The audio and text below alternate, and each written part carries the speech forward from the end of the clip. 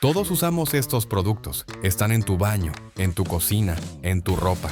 Algunos incluso los usas todos los días, sin tener idea de cómo se fabrican realmente. Pero hoy vas a descubrir 15 productos comunes que, cuando sepas cómo se hacen, vas a pensar 2 veces antes de volver a comprarlos. Y no es exageración.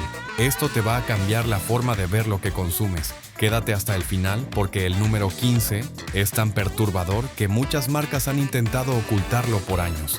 1. Gelatina. Cuando piensas en gelatina, seguramente te vienen a la mente momentos felices, cumpleaños de la infancia, meriendas en la escuela o postres coloridos después de la comida.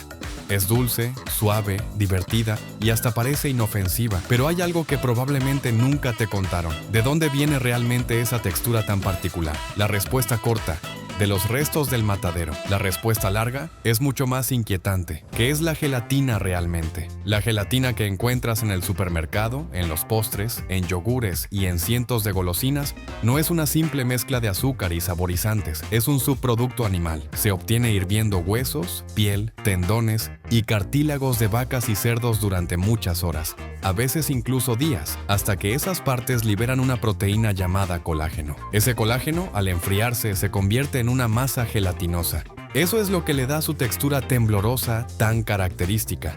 Y sí, esa masa es lo que termina en tu vasito de gelatina sabor fresa o limón. ¿Cuánto animal hay en una gelatina? Para que te hagas una idea, se necesita 1 tonelada de huesos y tejidos para producir aproximadamente 150 kilogramos de gelatina pura. Eso significa que para fabricar una sola fábrica de gelatinas, se requiere procesar cientos de cuerpos animales diariamente. Y todo eso solo para obtener una sustancia incolora e insípida, que después será mezclada con azúcar, colorantes y saborizantes artificiales. ¿Es seguro comerla? Desde el punto de vista técnico, sí.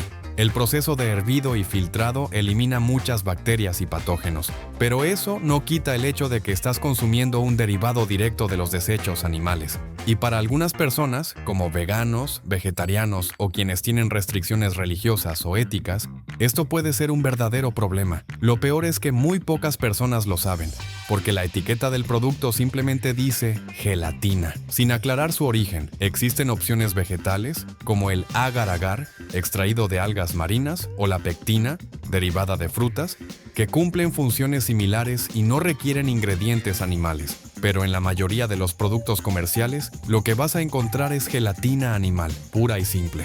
Entonces, la próxima vez que veas un vasito de gelatina, pregúntate si todavía te parece tan inofensivo.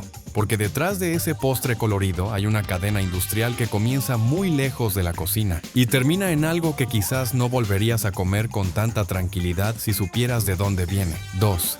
Labial rojo intenso. El labial rojo es uno de los íconos más reconocibles del maquillaje. Es sinónimo de elegancia, sensualidad y poder. Celebridades, modelos y artistas de todas las épocas han usado un buen labial rojo para marcar tendencia. Pero, ¿sabías que ese rojo perfecto podría no ser tan glamuroso como parece? De hecho, la base de muchos labiales tradicionales no viene de plantas ni de minerales. Viene de insectos triturados. ¿Qué hay realmente en ese labial? El pigmento rojo brillante que ves en muchos cosméticos, jugos, yogures y dulces lleva un nombre: carmín, también conocido como ácido carmínico. ¿Y de dónde se obtiene? De un pequeño insecto llamado cochinilla, cuyo nombre científico es Dactylopius coccus. Estos insectos se alimentan de cactus, especialmente de nopales, y son originarios de América Central y América del Sur. La industria de la cochinilla no es nueva. Tiene más de 500 años de historia, remontándose al Imperio Azteca. Pero hoy en día, su aplicación industrial es mucho más amplia de lo que imaginas.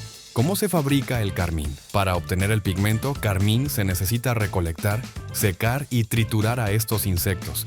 Y aquí viene el dato impactante. Se necesitan aproximadamente 70,000 insectos para producir apenas 1 kilogramo de colorante carmín puro. Sí, 70,000. Los insectos se secan al sol o mediante calor artificial. Luego se muelen finamente y se tratan con soluciones químicas para extraer el ácido carmínico. El resultado es un polvo de color rojo intenso que se usa como pigmento natural. ¿Dónde lo encuentras? El carmín no solo está en labiales.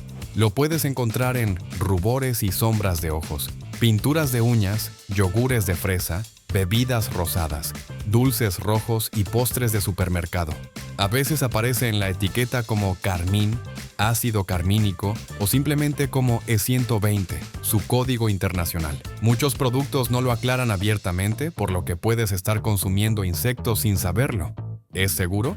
Desde un punto de vista técnico, el carmín es considerado seguro para el consumo humano. Sin embargo, algunas personas pueden presentar reacciones alérgicas al carmín, especialmente quienes son sensibles a los productos de origen animal o a los colorantes naturales concentrados. Además, para comunidades como los veganos, vegetarianos o quienes siguen dietas kosher o halal estrictas, el carmín representa un problema ético. Imagínalo, personas que piensan que su jugo de frutas es natural, pero en realidad contiene extracto de insectos. ¿Hay alternativas? Sí, algunas marcas conscientes han comenzado a utilizar pigmentos vegetales como la remolacha o los frutos rojos, o bien tintes sintéticos que imitan el color rojo sin usar insectos. Sin embargo, el carmín sigue siendo muy popular porque su tono rojo es más estable y resistente a la luz y al calor que la mayoría de las alternativas vegetales. Así que la próxima vez que elijas un labial rojo intenso, tal vez quieras pensar en todo el proceso que hubo detrás de ese pequeño tubo brillante. Porque ese color tan elegante, tan sofisticado, probablemente empezó su vida en el caparazón de un insecto diminuto, aplastado por miles para lograr ese tono perfecto. ¿Todavía te parece igual de glamuroso? 3. Nuggets de pollo, crujientes por fuera, tiernos por dentro, fáciles de comer y casi adictivos. Los nuggets de pollo son uno de los alimentos más populares en todo el mundo. Desde menús infantiles hasta combos de comida rápida, parece que no hay quien se resista. Pero, ¿alguna vez te has preguntado qué hay realmente dentro de un nugget? Spoiler, no es solo pechuga de pollo. ¿Qué contienen los nuggets comerciales? Cuando se popularizaron en la década de 1950, los nuggets se vendían como una forma rápida y conveniente de comer proteína. Hoy en día, la mayoría de los nuggets industriales no están hechos de piezas enteras de pollo, como muchos creen. En lugar de eso, se utilizan sobras de diferentes partes del pollo, como piel, cartílago, grasa, tejido conectivo y a veces órganos triturados. Todo esto se procesa en una máquina que convierte esos restos en una masa uniforme, a la que luego se le añaden almidones, azúcares, saborizantes artificiales, conservantes químicos y grandes cantidades de sodio. Esa masa es moldeada, empanizada, precocinada, congelada y finalmente frita antes de servirse. ¿Cómo se fabrica esa pasta rosada?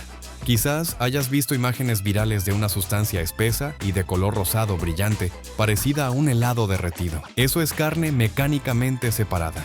Este proceso consiste en presionar los restos del ave contra un tamiz de acero inoxidable a alta presión, para separar lo que queda de tejido de los huesos. El resultado es esa masa espesa que, una vez condimentada, se transforma en el interior de muchos nuggets baratos. Pero, ¿cuánto pollo real hay en un nugget? Un estudio publicado en 1991 analizó varios nuggets de diferentes marcas y encontró que, en promedio, menos del 50% del contenido era realmente músculo de pollo. El resto eran grasas, piel, vasos sanguíneos y fragmentos de hueso microscópicos. Y aunque algunas marcas actuales han mejorado sus fórmulas, muchos nuggets baratos siguen teniendo muy bajo contenido de carne pura.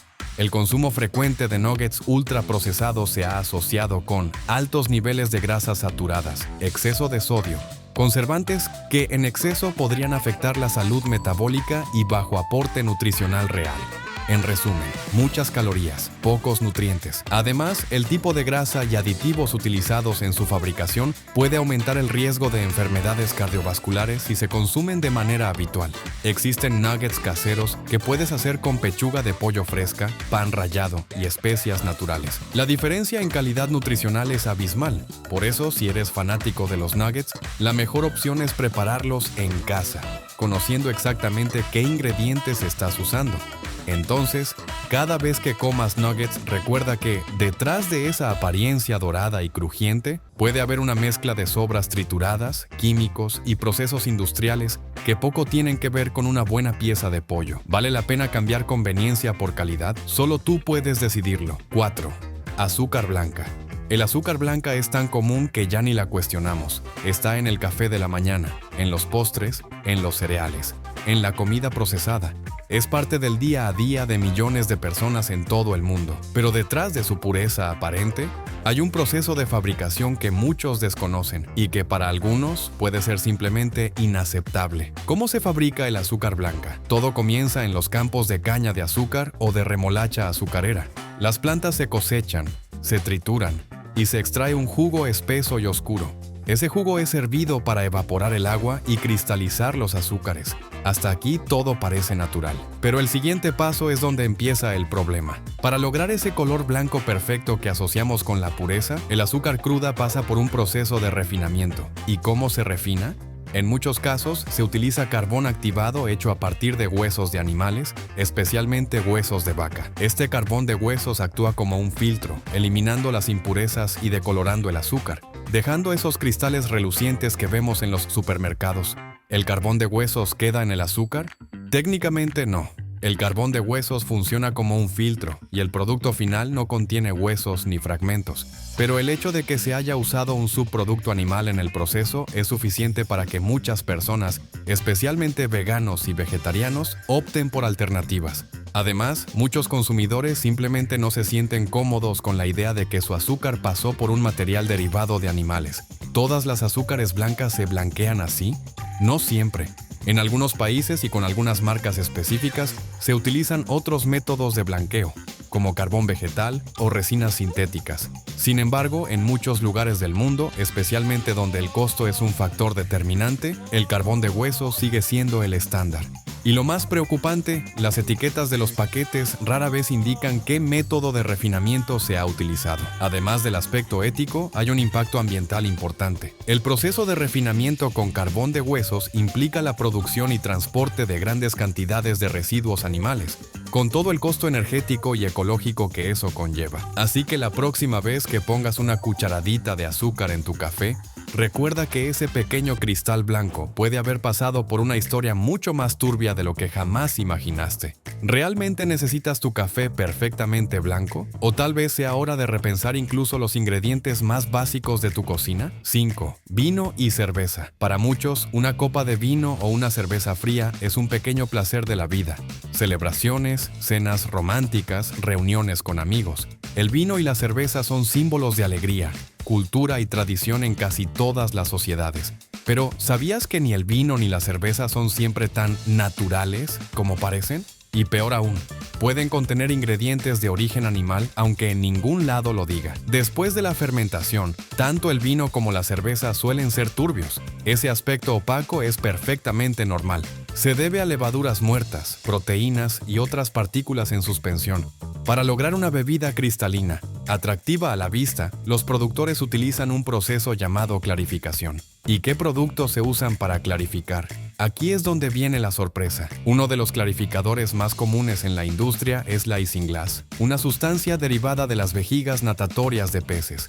Así es, vejigas de peces tropicales, especialmente del esturión, son secadas, procesadas y luego usadas para eliminar las partículas del vino o de la cerveza. El resultado, una bebida más limpia, brillante y sí filtrada con partes de pescado. Además de la isinglass, otros clarificadores tradicionales incluyen gelatina, obtenida de huesos y tejidos animales, caseína, una proteína extraída de la leche de vaca, claras de huevo, especialmente usadas en vinos tintos de alta gama y sangre seca. Usada antiguamente, aunque hoy es menos común. Todos estos productos pueden dejar residuos mínimos en la bebida, pero más importante aún, el proceso involucra ingredientes animales. No se usa mucho. Para clarificar 1000 litros de vino o cerveza, se requieren entre 20 y 30 gramos de isinglass o clarificante. Parece poco, pero en una producción masiva eso significa cientos de kilogramos de productos animales utilizados cada año. Y aunque el clarificante suele ser eliminado al final del proceso, la bebida resultante ya no puede considerarse completamente vegetariana o vegana. En la mayoría de los países, no existe una obligación legal de declarar los clarificadores si no quedan como ingrediente en el producto final. Por eso puedes ver una botella de vino o una lata de cerveza sin ninguna advertencia sobre ingredientes de origen animal. Simplemente no lo sabrás, a menos que investigues por tu cuenta. Para quienes siguen dietas vegetarianas, veganas o tienen creencias religiosas específicas, esta información cambia completamente su relación con el producto, porque muchas personas piensan que están consumiendo un simple zumo de uvas fermentadas o una bebida de cebada. y en realidad están ingiriendo una bebida que pasó por procesos ocultos que implican sacrificio animal. Así que la próxima vez que levantes una copa, recuerda que, aunque tu vino o cerveza parezca puro y natural, su camino hasta tu mesa podría haber sido más complicado y mucho menos ético de lo que pensabas. ¿Seguirás brindando como siempre? ¿O buscarás opciones que respeten más tus valores? 6. Pan de molde comercial. El pan de molde es uno de los alimentos más básicos en casi todas las cocinas modernas. Es práctico, versátil y aparentemente inofensivo. Lo usamos para hacer sándwiches, tostadas, bocadillos. Está tan integrado en nuestra vida diaria que casi nadie se pregunta qué contiene realmente. Pero si miras de cerca los ingredientes de muchas marcas comerciales, descubrirás que hay algo inesperado en cada rebanada. ¿Qué ingredientes tiene un pan de molde? Más allá de la harina, el agua, la levadura y la sal, que serían los ingredientes naturales. Muchos panes industriales incluyen una larga lista de aditivos, conservantes, estabilizantes, mejoradores de textura y agentes blanqueadores. Todo esto para lograr un pan que dure semanas, que sea súper suave y que tenga siempre el mismo aspecto perfecto. Uno de esos aditivos es la L-cisteína, también conocida como E920. La L-cisteína es un aminoácido natural que se utiliza para acelerar la fermentación de la masa y mejorar su elasticidad. En otras palabras, ayuda a que el pan sea más suave y fácil de procesar en grandes cantidades industriales. Hasta aquí, todo bien. El problema es de dónde se obtiene. Aunque hoy existen métodos de producción sintética, gran parte de la L-cisteína usada en la industria alimentaria proviene de fuentes naturales.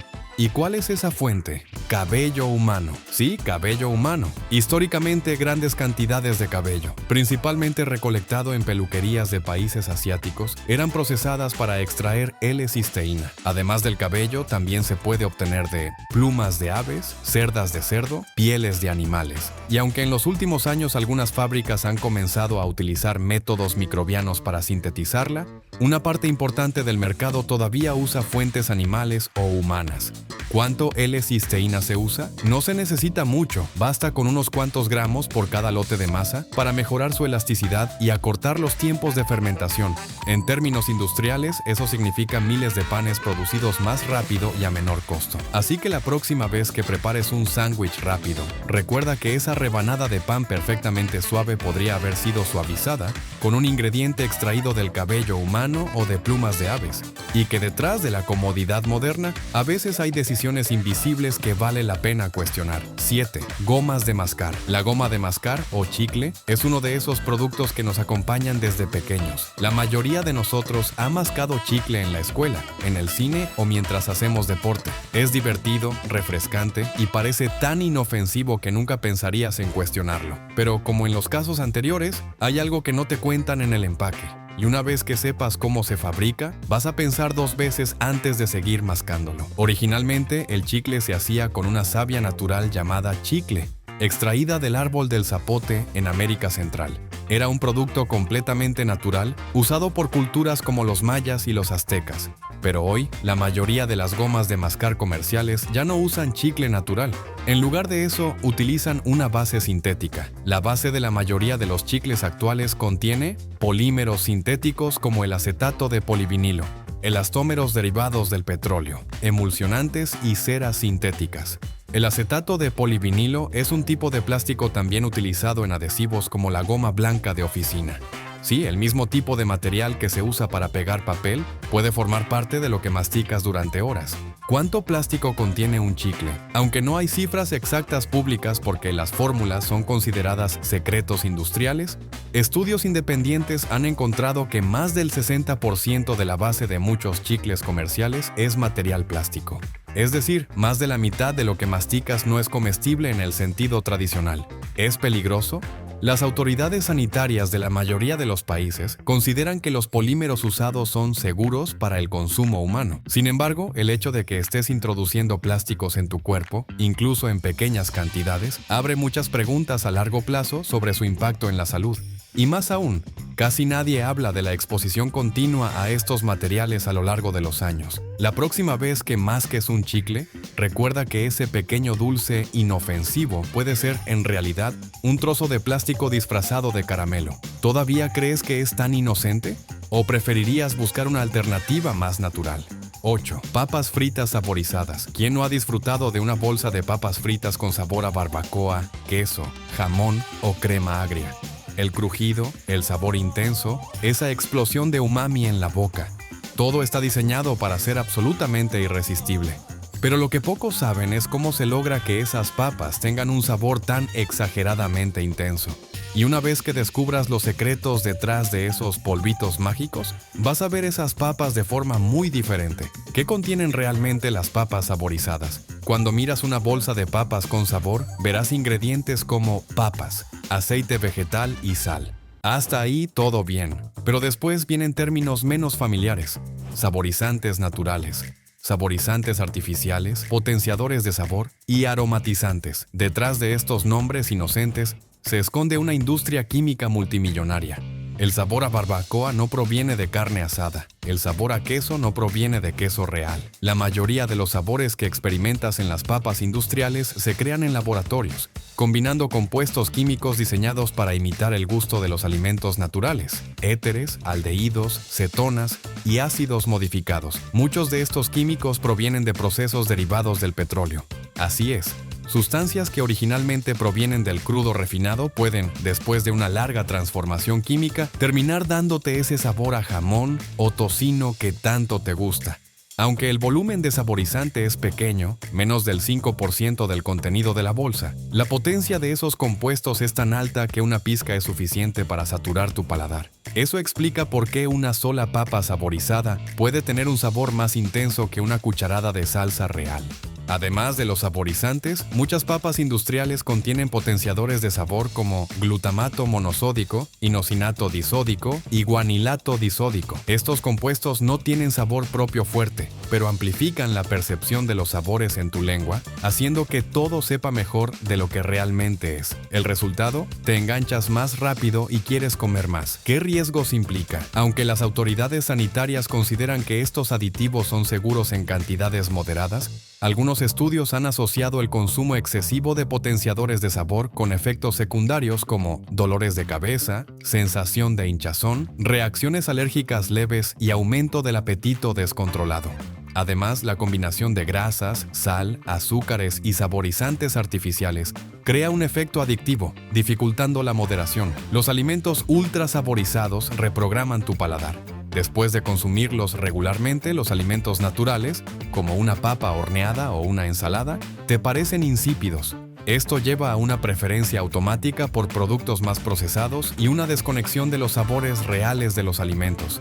La pregunta es: ¿vale la pena dejar tu salud en manos de la industria del sabor? ¿O es mejor volver a lo simple, a lo real? 9. Productos de cuero barato. Cuando piensas en un cinturón de cuero, una cartera elegante o unos zapatos resistentes, probablemente asocias el cuero con calidad, lujo y durabilidad. Pero hay una verdad incómoda detrás de muchos productos de cuero baratos que inundan los mercados. Una verdad que no ves en la etiqueta. El cuero no llega a las tiendas tal como sale del animal. Antes, debe pasar por un proceso llamado curtido, que transforma la piel cruda en un material flexible, resistente y duradero. El método más rápido y barato para curtir cuero se llama curtido al cromo. ¿Y qué es el cromo? El cromo trivalente, cuando se usa correctamente, ayuda a estabilizar las fibras del cuero. Pero en condiciones industriales de bajo costo, puede transformarse en cromo hexavalente, una sustancia altamente tóxica y cancerígena. Gran parte del cuero barato del mundo proviene de países donde las regulaciones ambientales son mínimas o inexistentes. Aunque el cuero terminado contiene residuos mínimos de cromo, no está exento de riesgo. Algunos estudios han encontrado que el contacto prolongado con cuero mal curtido puede causar irritaciones en la piel, reacciones alérgicas y problemas respiratorios leves. Además, al desechar productos de cuero baratos, se contribuye a la contaminación global, porque estos artículos liberan tóxicos al descomponerse lentamente. 10. Gomitas de dulce, coloridas, suaves, azucaradas y con formas divertidas. Las gomitas de dulce son una tentación para niños y adultos por igual. Están en cumpleaños, piñatas, cines, oficinas, en todas partes. Pero lo que no muchos saben es que ese dulce tan inocente esconde ingredientes sorprendentes que probablemente no imaginarías. La base de la mayoría de las gomitas comerciales es gelatina. Y como ya vimos en la sección de la gelatina, este ingrediente no es de origen vegetal. La gelatina se obtiene hirviendo huesos, piel y tendones de vacas o cerdos hasta extraer el colágeno, que luego se convierte en esa textura elástica y masticable que tanto gusta. En otras palabras, casi todas las gomitas tradicionales contienen derivados de animales. Además de la gelatina, las gomitas suelen estar recubiertas para darles brillo. ¿Con qué? Con cera de carnauba, una sustancia natural, sí, pero originalmente utilizada también para pulir automóviles, tratar muebles y dar brillo a pisos. Aunque la cera de carnauba usada en alimentos es de grado comestible, su origen industrial no deja de sorprender a muchos consumidores. Así que la próxima vez que agarres un puñado de gomita, recuerda que, aunque se vean inocentes, cada pequeño osito o anillo de colores puede esconder una combinación de residuos animales, ceras industriales y toneladas de azúcar. ¿Vale la pena unos minutos de dulzura por tantos ingredientes cuestionables? 11. Leche saborizada industrial. La leche saborizada es un clásico de las loncheras escolares, los desayunos rápidos y hasta los batidos después del gimnasio. Sabe a fresa, a vainilla, a chocolate. Y claro, al ser leche, muchas personas piensan que es una opción saludable. Pero como ya sabes, no todo lo que parece nutritivo realmente lo es. ¿Qué contiene realmente la leche saborizada? Una botella o caja de leche saborizada promedio contiene leche, sí, pero también grandes cantidades de azúcar añadido, colorantes artificiales y saborizantes químicos.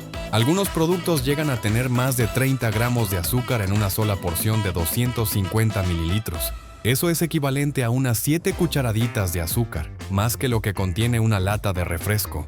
¿Y los saborizantes? Muchos de los sabores que percibes, fresa, chocolate, vainilla, no provienen de las frutas reales, sino de combinaciones químicas que imitan esos sabores. Por ejemplo, un saborizante de fresa puede tener más de 50 compuestos diferentes, todos sintetizados en laboratorio.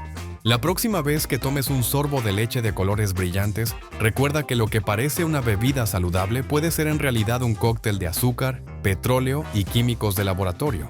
¿No sería mejor volver a lo natural? 12. Salsa de soya comercial. La salsa de soya es un básico en millones de cocinas alrededor del mundo. Es el alma de muchos platos asiáticos y un potenciador de sabor para sopas, carnes, arroz y ensaladas. Su sabor intenso y salado hace que cualquier comida parezca más deliciosa. Pero no todo lo que lleva el nombre salsa de soya es auténtico. Detrás de muchas botellas comerciales hay procesos acelerados, químicos y sabores artificiales que muy poco tienen que ver con la receta original.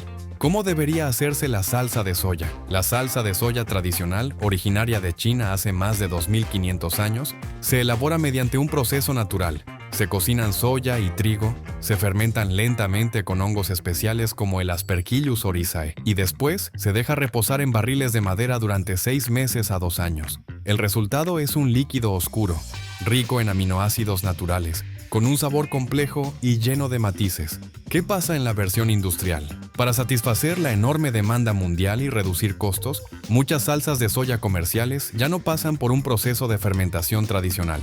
En cambio, se fabrican utilizando un método llamado hidrolización química. Se mezclan proteínas de soya con ácido clorhídrico, se calientan a altas temperaturas durante unas pocas horas o días y luego se neutraliza el ácido y se agregan colorantes, azúcar, saborizantes y conservantes. Lo que obtienes no es una fermentación natural, sino una imitación acelerada del sabor de la soya. ¿Cuánto dura este proceso químico? Mientras una salsa tradicional puede tardar entre 6 meses y 2 años, la versión química puede estar lista en menos de 3 días.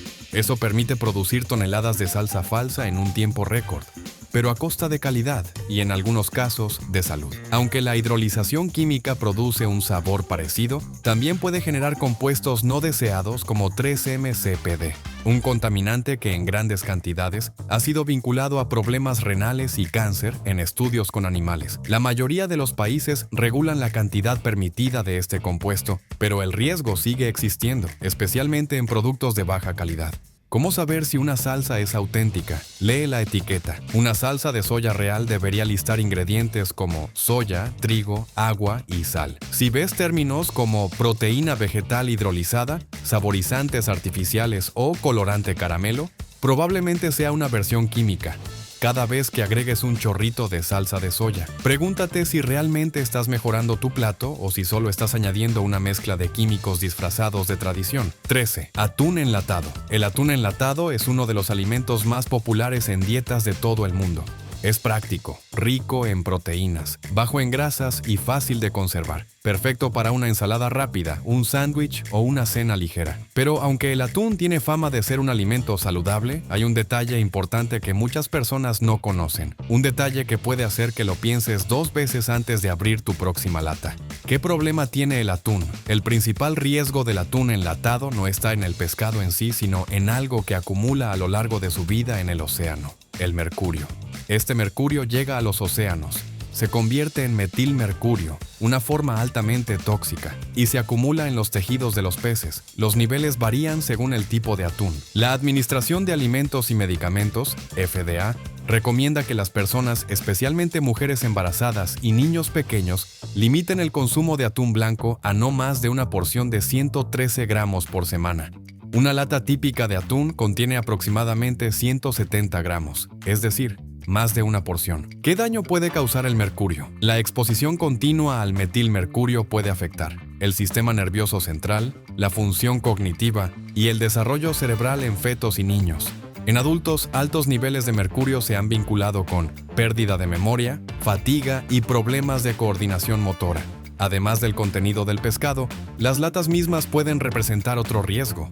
Muchos envases están recubiertos internamente con bisfenol A, PEP, un químico que ayuda a evitar la corrosión, pero que puede migrar al alimento.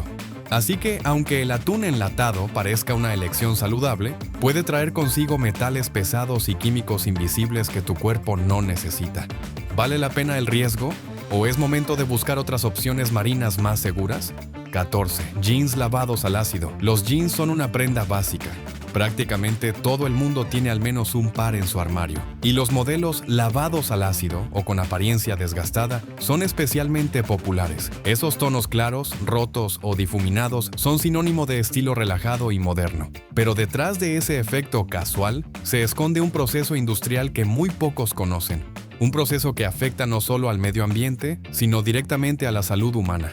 Para dar a los jeans ese aspecto envejecido no basta con usar agua y jabón. Históricamente, el proceso implicaba lavar los jeans con piedras pómez para desgastar la tela, tratar la prenda con químicos agresivos como el ácido sulfúrico y aplicar técnicas de arenado, sandblasting, que dispara partículas de arena a alta presión para erosionar el tejido. El problema es que estos métodos liberan partículas microscópicas en el aire, especialmente sílice cristalina. ¿Qué es el sílice cristalina? El sílice cristalina es un mineral natural que, al ser inhalado en forma de polvo fino, puede causar silicosis. La silicosis es una enfermedad pulmonar irreversible y potencialmente mortal, que endurece los pulmones y dificulta gravemente la respiración. Y aquí viene lo impactante. Miles de trabajadores textiles en todo el mundo han enfermado o muerto debido a la exposición continua al polvo de sílice durante el proceso de arenado de jeans, especialmente en países donde las normas de seguridad laboral son débiles o no se aplican. ¿Cuánto dura la exposición peligrosa?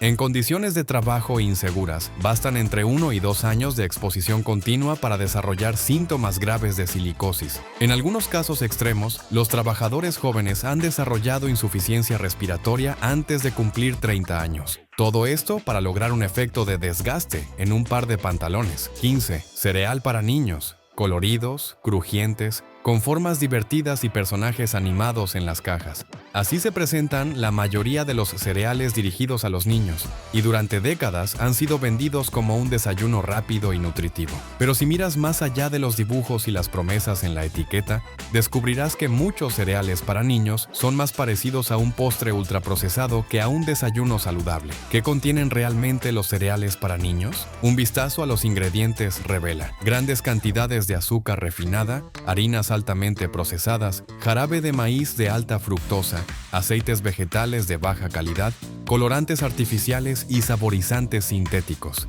En promedio, un tazón de cereal para niños puede contener más de 40 gramos de azúcar por cada 100 gramos de producto. Eso significa que casi la mitad del cereal es puro azúcar. ¿Qué pasa con los colorantes? Los colores brillantes que hacen tan atractivos a los cereales no son naturales. La mayoría de los cereales para niños contienen colorantes artificiales como rojo 40, amarillo 5 y azul 1.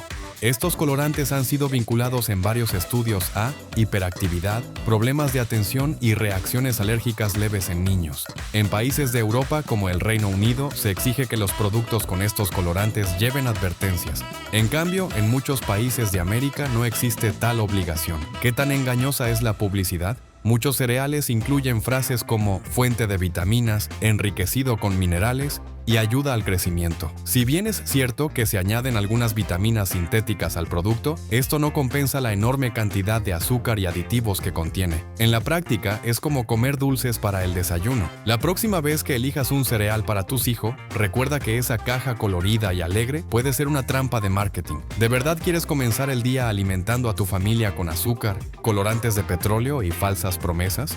La elección está en tus manos. Todos estos productos tienen algo en común. Nos los presentan como inofensivos, cotidianos, incluso divertidos. Pero la verdad es que detrás de ellos hay procesos industriales cuestionables, ingredientes ocultos y decisiones éticas que muy pocos se atreven a mirar de frente. La solución: informarte, leer etiquetas, elegir con conciencia. No se trata de vivir con miedo, sino de no seguir consumiendo con los ojos cerrados. ¿Ya sabías cómo se fabricaban estos productos? ¿Cuál fue el que más te impactó? ¿Hay alguno que ya dejaste de consumir? Cuéntamelo en los comentarios. Y si quieres ver más contenido como este, suscríbete, porque se viene una segunda parte con productos aún más inesperados. Nos vemos en el próximo video.